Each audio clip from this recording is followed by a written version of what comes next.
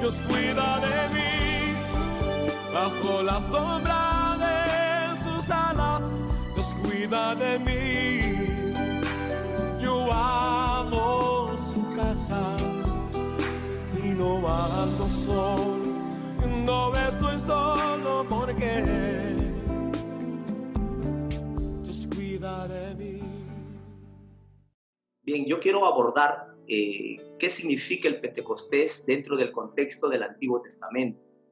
No voy a tocar el punto del día de Pentecostés que conocemos nosotros en el capítulo 2 del libro de los Hechos, sino que más que todo me voy a recostar en las escrituras paleotestamentarias. Capítulo 23 del libro de Levítico, el versículo 15 y 16 dice: y contaréis desde el día que sigue al día de reposo, desde el día en que ofrecisteis la gavilla de la ofrenda mecida. 7 semanas cumplidas serán. Hasta el día siguiente del séptimo día de reposo, contaréis 50. Entonces ofreceréis el nuevo grano a Jehová. Versículo 21. Y convocaréis en este mismo día santa convocación. Ningún trabajo de siervos haréis. Estatuto perpetuo en donde quiera que habitéis por vuestras generaciones. Quizá no estamos muy asociados o relacionados a los textos del Antiguo Testamento, sobre todo los que establece la ley de Moisés. Pero, ¿qué significa el día de Pentecostés? Para empezar, la palabra Pentecostés viene de la palabra griega penteconte, que significa quincuagésimo o significa 50. ¿Y qué celebraba el pueblo judío el día de Pentecostés? Voy a tocar un poquito el capítulo 2 del libro de los Hechos. En aquel día en que el Espíritu Santo de Dios vino sobre la iglesia, sobre los 120 que estaban reunidos en el aposento alto, habían muchos judíos de diferentes partes del mundo que habían venido de la dispersión y se habían establecido en Jerusalén para celebrar el día de Pentecostés. Hechos 2:1 dice que habiendo llegado el día de Pentecostés estaban todos unánimes juntos, haciendo alusión a los 120 que estaban en el aposento alto. Bien, el día de Pentecostés se celebraba el día de la entrega de la ley de Dios, de la ley mosaica, en el monte Sinaí. ¿Por qué el día 50? Va a partir desde la salida de Egipto. Nosotros sabemos que Israel estuvo en esclavitud durante 430 años, oprimidos por el pueblo egipcio. Cuando el pueblo de Israel sale de Egipto a libertad, la libertad que Dios ha establecido también para su pueblo, que somos nosotros, el pueblo de Israel celebra la Pascua. Y la Pascua para nosotros representa lo que hoy celebramos la Semana Santa, ¿no? Y exclusivamente la Santa Cena. Contando de ahí, la ley mosaica dice que tienes que contar 7 semanas. 7 semanas son 49 días. El texto que hemos leído nos dice que desde el séptimo día de reposo, recordemos que en la semana hay un día de reposo. 7 días de reposo, está hablando de 7 semanas o 49 días. Al otro día, el día 50, el pueblo tiene que ofrecer a Dios las primicias de los frutos de su cosecha. Ahora, cuando nosotros revisamos las escrituras, ¿cuál era el procedimiento o cuál era la forma en que el pueblo entregaba sus ofrendas a Dios? Vemos de que ellos traían de sus cosechas, sea del trigo, sea del grano, lo mejor. Y lo traían justamente ese día para conmemorar el día 50, que fue la fecha en que Dios se presentó en el monte Sinaí y le entregó a Moisés las tablas de la ley, los 10 mandamientos que nosotros conocemos. Pero juntamente con los 10 mandamientos, Dios también estableció la ley mosaica, que cuenta con 613 normas. Ahora, eso es para el contexto del Antiguo Testamento. Esta fiesta se conocía también como el Shavuot. La palabra Shavuot significa semanas y justamente es la fiesta del Pentecostés. El pueblo de Israel celebraba en el Nuevo Testamento, cuando vemos el capítulo 2 del libro de los Hechos, celebraba el día de Pentecostés. Estaba celebrando justamente el día 50, el día Penteconta, como les dije, ¿no? El día en que ellos estaban entregando también y habían llegado a Jerusalén, porque en Jerusalén estaba el templo, entonces ellos tenían que entregar sus ofrendas en aquel lugar. Ahora, para nosotros, para nuestros tiempos, para los cristianos neotestamentarios, ¿qué es lo que significa el Pentecostés? Si bien es cierto, para el pueblo judío en el Antiguo Testamento representaba traer las primicias de sus cosechas. La primicia de la cosecha divina se va a reflejar en Hechos capítulo 2. Recordemos a Pedro en el discurso del día de Pentecostés.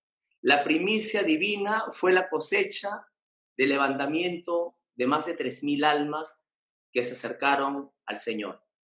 Hermanos, para nosotros también es una celebridad en nuestros tiempos, porque se está celebrando el día en que Dios entregó la palabra, su palabra escrita. La palabra de Dios refleja su voluntad. La voluntad de Dios sobre nuestras vidas, la voluntad perfecta de Dios para nuestras vidas. Cada uno de nosotros, hermanos, tenemos una gran responsabilidad delante de nuestro Dios. Tenemos una responsabilidad de agradarle por medio del cumplimiento de su palabra. Hoy nosotros abrazamos la ley de Dios. La ley de Dios, hermanos, no ha caducado. Algunos piensan de que la ley que Dios entregó a Moisés en el monte Sinaí ya caducó. Pero cuando vino el Señor Jesucristo, lo que Él dijo es que la ley se ha cumplido. Él vino para cumplir la ley, no para abolirla, no para desterrarla, no para cancelarla, sino para cumplirla. La palabra de Dios nos dice que la ley de Dios es buena, santa, es perfecta para nuestras vidas, para nuestras almas. Ahora, en el Nuevo Testamento, la palabra Pentecostés o la palabra pentecostal tiene que ver mucho con la venida del Espíritu Santo de Dios. Cuando nosotros ahora en estas semanas vamos a abordar estos temas, vamos a hablar sobre el Espíritu Santo, pero primero tenemos que conocer quién es el Espíritu Santo. Debemos reconocer como iglesia, como pueblo de Dios, que el Espíritu Santo no solo es una fuerza activa. El Espíritu Santo no solamente es un poder. El Espíritu Santo no solo es una influencia. El Espíritu Santo es Dios en potencia. Es la tercera persona de la Trinidad. Nosotros vamos a ir en estas semanas conociendo la persona del Espíritu Santo, el carácter del Espíritu Santo, la voluntad del Espíritu Santo. Y vamos a saber cuál es la participación y cuál es la forma en que Dios, el Espíritu Santo, nos levanta, nos sustenta en estos tiempos en que la iglesia siempre está a la vanguardia presentando la verdad del Evangelio. El Espíritu Santo de Dios es quien equipa con poder a la iglesia. El Espíritu Santo de Dios es para nosotros un consejero, es para nosotros un sustento, es para nosotros Dios mismo, hermanos. Cada uno de nosotros vamos a poder entender cuando recibamos el poder del Espíritu Santo, cuál es el fruto del Espíritu Santo para el creyente. La Biblia nos habla del fruto que es el amor, el gozo, paz, paciencia, benignidad, bondad, fe, mansedumbre y dominio propio. Pero esto es un proceso, hermanos. Nosotros estamos en el proceso. Recordemos de que cuando el Espíritu Santo empiece en nosotros la obra regeneradora, cuando el Espíritu Santo empiece en nosotros la obra salvífica, nosotros estamos en un proceso, hermanos. Tenemos que abandonar al viejo hombre, nuestra vieja naturaleza, y sujetarnos al nuevo, creado según el Señor Jesucristo. Hermanos, nosotros como iglesia nos vamos a mantener firmes en los tiempos difíciles. Recordemos que el Señor a nosotros como iglesia nos ha colocado como luz en medio de las tinieblas. Hermano, la gente observa la vida del creyente. La gente que no es creyente nos observa. Ellos están viendo cómo hablamos, cómo vestimos, cómo nos expresamos, hasta cómo caminamos, a dónde recurrimos, qué lugares frecuentamos, cuáles son nuestras amistades. La vida del creyente es una carta abierta, como decía el apóstol Pablo, que nosotros somos cartas abiertas leídas por todos los hombres. Entonces, el creyente está en una alta responsabilidad de guardar un testimonio vivo, hermanos. La gente tiene que ver reflejada en nosotros que el Espíritu Santo ha hecho una obra regeneradora, que el Espíritu Santo ha hecho algo en nosotros, que hemos sido transformados por el poder de Dios. Cada uno de nosotros como iglesia, hermanos, en el devenir del tiempo, en el camino de nuestra vida creyente, en la senda del justo, vamos a poder apreciar y disfrutar de los bienes que Dios ofrece a su iglesia. El Espíritu Santo es nuestro sustento. El Espíritu Santo nos va a llenar de su presencia. Cuando el Espíritu Santo nos llena de su presencia y tenemos la vida plena delante de Dios, entonces el fruto del Espíritu Santo será reflejado en nuestras vidas. Pero si nosotros no abrazamos la voluntad de Dios, no nos nutrimos de las Escrituras, no guardamos un tiempo de oración, de comunión con nuestro Dios, entonces en nuestras vidas no se va a poder hallar reflejada la vida del Señor Jesucristo en nosotros. Amados hermanos, el pueblo de Israel amaba esta celebridad del Pentecostés. Ellos esperaban con ansias la fiesta del Pentecostés, la fiesta del Shavuot, o si no, llamada la fiesta de las cosechas o la fiesta de las primicias. Para ellos era algo importantísimo. Nosotros podemos ver en la historia de que los judíos que estaban dispersos por todo el mundo llegaban hasta Jerusalén en esa fecha. Los viajes no eran tan cómodos como ahora. Joel en el capítulo 2 nos dice que Dios derramará su espíritu sobre toda carne y vuestros hijos y vuestras hijas profetizarán, vuestros ancianos soñarán sueños, vuestros jóvenes verán visiones, y también sobre los siervos y las siervas el Señor iba a derramar de su espíritu, hermanos, en todo lugar. Y nosotros somos siervos y siervas de Dios, y el Espíritu Santo está en nuestras vidas. Cuando nosotros recibimos a Jesús como Señor y Salvador, Dios sopló en nosotros aliento de vida. La obra regeneradora del Espíritu Santo se activó en nuestras vidas, pero aún así hay un proceso, hermanos. Nosotros tenemos que anhelar y desear. También más adelante hablaremos sobre el bautismo en el Espíritu Santo. Vamos a poder experimentar lo que es ser sumergido en el poder de Dios, el Espíritu Santo. Esto es maravilloso. Cuando hablamos del Espíritu Santo, hablamos de Dios mismo. El Dios trino, hermanos.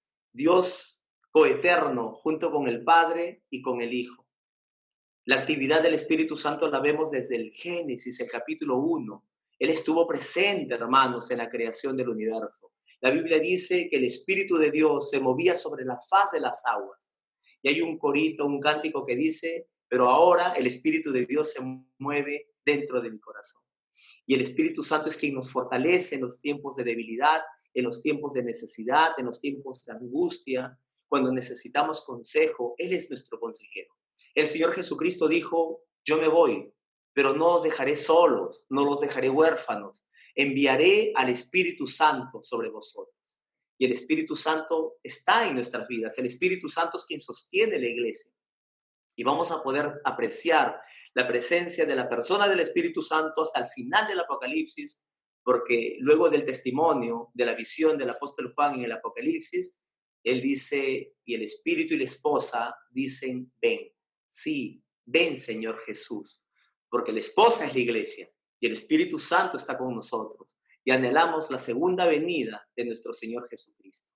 Nosotros anhelamos que el Señor retorne por su iglesia, pero no una iglesia débil, sino una iglesia fuerte, una iglesia santa, una iglesia limpia, una iglesia obediente, una iglesia que se ha esforzado por agradar a Dios, una iglesia que a la verdad no es perfecta, pero buscamos la perfección, anhelamos la perfección. Cada uno de nosotros, hermanos, tiene ese deseo de agradar a Dios. Cuando Dios nos llama a perfección, no quiere decir que seamos perfectos. Cada uno de nosotros, en su humanidad, hermanos, hay debilidad. Pero el apóstol Pablo también dijo que el poder de Dios se perfecciona en la debilidad del hombre. Porque cuando somos débiles, entonces somos fuertes. Gloria a Dios. Y el Señor nos dice, diga el débil, fuerte soy. Así que, hermanos, hoy 31 de mayo se celebra esta fiesta para el mundo cristiano en todo el mundo, el día de Pentecostés. Pero para el contexto judío se celebra también desde el 28 de mayo hasta el 30 de mayo, se celebra la fiesta del Shavuot o la fiesta del Pentecostés.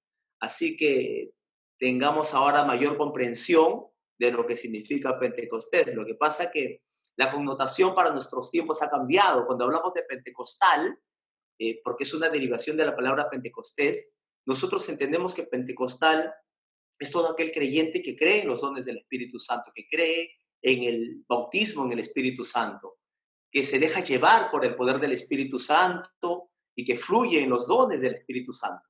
Y hay un lenguaje quizás entre nosotros cuando hablamos de avivamiento, cuando hablamos del fuego del Espíritu Santo, cuando hablamos del poder del Espíritu Santo, porque esto es menester en la vida del creyente. Nosotros necesitamos el poder de Dios sobre nuestras vidas. Hechos capítulo 1, versículo 8, el Señor dijo, pero recibiréis poder cuando haya venido sobre vosotros el Espíritu Santo. Amados hermanos, he repetido la palabra Espíritu Santo hasta ahora creo que más de 100 veces. Y quiero que esto cale hondo en sus corazones, en sus mentes, que Dios, el Espíritu Santo, está con nosotros. Él es nuestra guía, Él nos guía a toda verdad. Él nos ha guiado al arrepentimiento. Él nos dio convicción de pecado. Él hizo ver nuestra realidad cuando andábamos en nuestra condición pecaminosa, apartados y alejados de Dios, envueltos en los placeres carnales. Nosotros pudimos entender y aquel velo que nos cegaba y no nos permitía ver la luz divina, fue por obra del Espíritu Santo que se rasgó. Fue por obra del Espíritu Santo en el cual ahora nosotros hemos sido libres y que esas cadenas han sido rotas y que ahora nosotros hemos sido llamados a libertad para abrazar la verdad del Evangelio, para amar al Señor Jesucristo.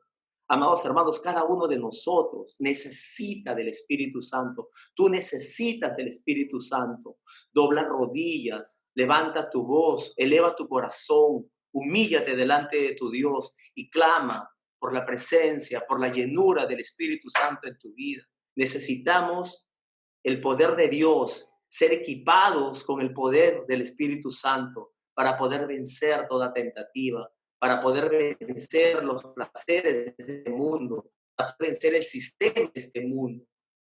El Señor nos dijo, hijitos, no améis al mundo ni las cosas que hay en el mundo, porque todo lo que hay en el mundo, los deseos de la carne, los deseos de los ojos y la vanagloria de la vida, no proviene del Padre del mundo. Y el mundo pasa y sus deseos, pero el que hace la voluntad de Dios permanece para siempre. Y nosotros como iglesia debemos amar, hacer la voluntad de Dios para permanecer para siempre. ¿Cuántos de nosotros, Iglesia Refugio de Salvación, y la iglesia en todo el planeta, necesita de Dios en sus vidas? ¿Cuántos de nosotros necesitamos hacer la voluntad de Dios para permanecer para siempre? Hay luchas en nuestras vidas. Hermanos, yo aprendí en una escuela que se llama la Escuela de Cristo Internacional. Recuerdo un predicador de los Estados Unidos, el pastor Brian Larsen. Él nos enseñó algo y se lo comparto con ustedes. Él decía que cuando él se levantaba por las mañanas y se miraba al espejo, él miraba a su mayor enemigo. Él nos enseñó de que el mayor enemigo del creyente somos cada uno de nosotros, porque nosotros tenemos que luchar y lidiar con nuestro propio yo, con nuestro antiguo hombre, con el viejo hombre. Y nosotros tenemos que mitigar aquellos deseos y aquella naturaleza pecaminosa que se levantaba en nosotros. Quizás antes explotábamos con facilidad. Quizás alguien nos decía A o E, nos sentíamos ofendidos y explotábamos. Y desbordábamos palabras oeces, derramábamos palabras inmundas a la presencia de Dios. Pero hoy como creyentes tenemos que tenernos, amado Dios. Dice que de una misma fuente no puede salir agua dulce y agua amarga, porque con esta boca bendecimos a Dios y con esta no podemos maldecir a los hombres. Así que el creyente tiene que entender cuál es el fin, la finalidad de la vida del cristiano, que es un estilo de vida que abraza lo justo, que abraza lo correcto, que abraza lo bueno, que abraza la voluntad de Dios. Nosotros ya no podemos explotar como antes. Nosotros como creyentes tenemos que guardar integridad delante de Dios. Aquella integridad que nos lleva a la santidad. La palabra santidad, hermanos, es la palabra apartado. En el Antiguo Testamento es la palabra kadosh, que significa santo. El cristiano tiene que estar apartado para Dios, consagrado para Dios. El creyente tiene que llevar una consagración por medio de la obediencia a las Escrituras. Y esto lo entendió el pueblo judío. Y nosotros los cristianos también tenemos que comprenderlo. El hebreo se esforzaba por el cumplimiento de la ley, de la Torá. Pero nosotros conocemos a través de las Escrituras que nadie pudo cumplir las Escrituras a cabalidad. Absolutamente nadie pudo cumplir la ley de Moisés. Solamente uno, el Señor Jesucristo.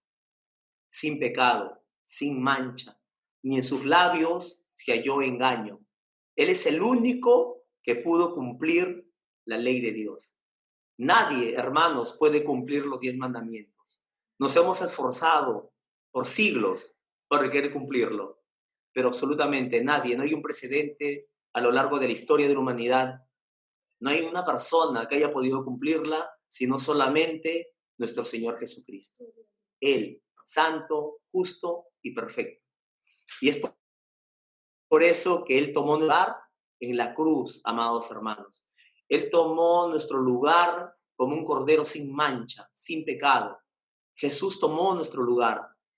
Ya no había necesidad de más sacrificios, sino el único sacrificio, perfecto sacrificio, el Señor Jesús. Lo que nosotros, amados hermanos, tenemos que hacer ahora es abrazar al Señor Jesucristo. No me refiero de una manera literal, pero sí de una manera espiritual.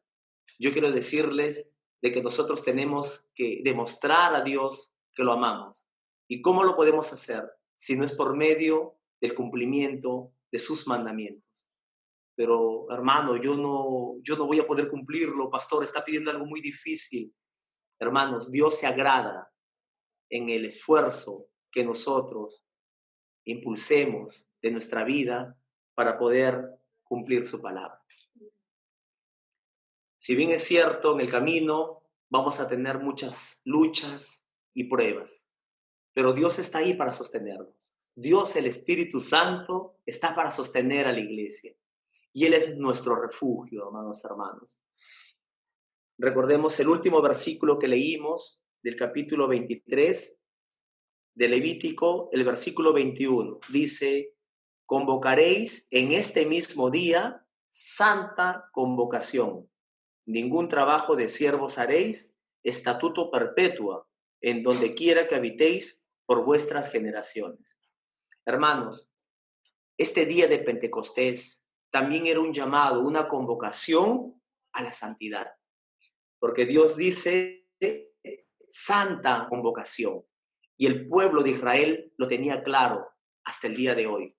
Este día que se celebra el Pentecostés es un día consagrado para Dios, es un día santo para Dios, porque el mismo Dios de Israel nos dice santa convocación.